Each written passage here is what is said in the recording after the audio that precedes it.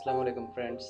আজ আমি আপনাদের শেখাবো কিভাবে কম্পিউটারের হার্ড ডিস্ক পরিষ্কার রাখা যায় এবং এর স্পিড বাড়ানো যায় এবং এর লাইবিলিটি বৃদ্ধি করা যায়। তো আমরা হার্ড ডিস্ক তিনভাবে পরিষ্কার রাখতে পারি এবং লাইবিলিটি বাড়াতে পারি। এক হচ্ছে স্ক্যানার অর্থাৎ অ্যান্টিভাইরাস, দ্বিতীয়টা হচ্ছে ডিফ্র্যাগমেন্ট এবং তৃতীয়টা হচ্ছে ব্যাক সেক্টর দূরীকরণ। তো আজ আমি আপনাদের কীভাবে ডিফ্র্যাগমেন্ট করতে হয় হার্ড ডিস্ক সে সম্পর্কে জানাবো।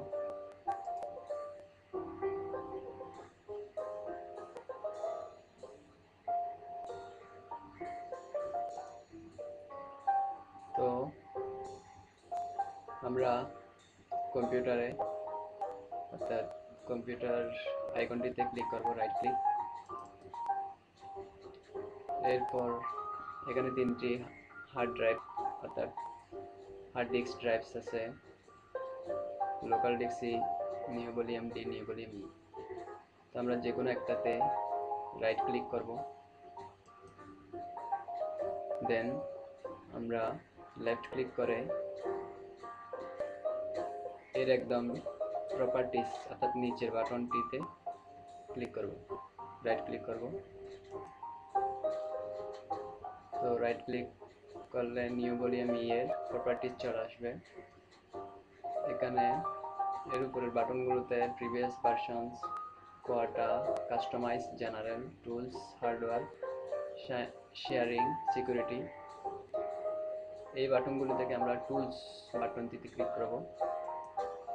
এখানে দেখা যাচ্ছে চেক নাও, ডিফ্র্যাগমেন্ট নাও।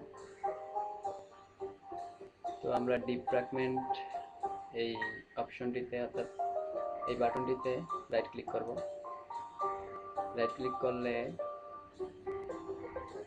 আমরা এখানে দেখতে পাবো কারেন্ট স্টেট আছে, ডিস্ক লাস্ট রান, প্রোগ্রেস। তো এখানে সি ড্রাইভ, তারপর ডি ড্রাইভ, ই ড্রাইভ, এগুলো আমি সকালেই একটা অর্থাৎ এই দুইটা ডিফ্র্যাগমেন্ট করছি, সেজন্য এখানে 0% ডিফ্র্যাগমেন্টেড আছে। তো এখন আমি ই ড্রাইভটি ডিফ্র্যাগমেন্ট করব। আপনারা চাইলে উপর থেকে নিচে অথবা নিচে থেকে উপরে ধাপে ধাপে করতে পারেন। তো প্রথমে একটা যেভাবে করা হয় অপরগুলো সেভাবে করে সম্পন্ন করা যায় কাজটি, সুতরাং একটি একটি করে দেখালে আপনারা বুঝতে পারবেন।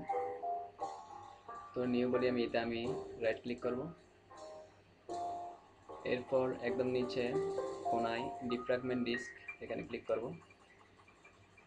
ক্লিক করলে আমাদের পাস অর্থাৎ রানিং, ডিফ্র্যাগমেন্ট রানিং।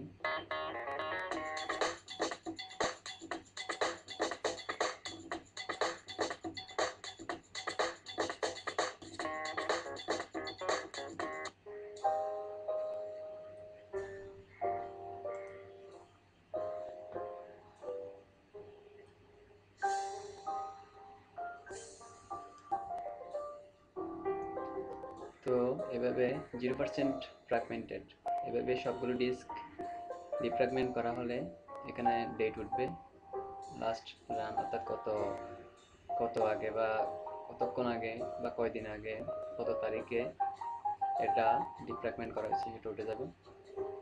এভাবে ডিফ্র্যাগমেন্ট করা হবে। তো যদি আপনাদের ভালো লেগে থাকে তো আমার এই ইউটিউবে ভিডিও 81 সার্চ দিলে আমারটা চলে আসবে, জিমেল এই অনুযায়ী আপনারা সাবস্ক্রাইব করবেন। আসসালামু আলাইকুম।